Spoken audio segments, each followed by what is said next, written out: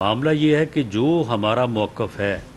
अगर वो मौक़िफ़ आपके सामने नहीं रखेंगे,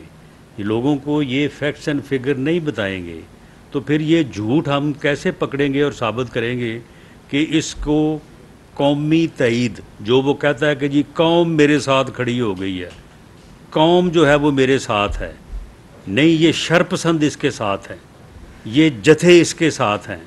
ये शरपसंद और जथे इसने जो है वो मनज़्ज़म किए हैं,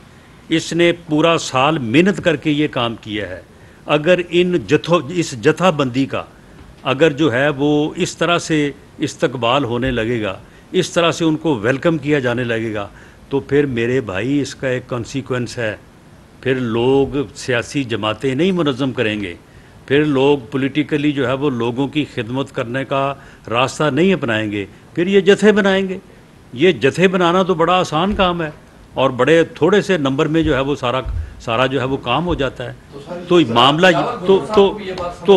मामला ये है कि ये जथाबंदी जो है इसके ख़िलाफ़ ये मौक़िफ़ आपके सामने रखना जो है, इसे लहजा आप अपोजिशन का कहें या हुकूमत का कहें, ये जो है ये बड़ा ज़रूरी है। और रही बात कि इसके ऊपर, इस जमात के ऊपर बैन के अलावा जो और कोई इसका हल नहीं बनता। और आपने कहा कि जी बिलावल साहब इसके हक़ में नहीं है, ऐसा नहीं है। बिलावल साहब ने ये कहा है कि सियासी जमातों के ख़िलाफ़ बैन लगाने की पॉलिसी को हम जो है वो अच्छा नहीं समझते,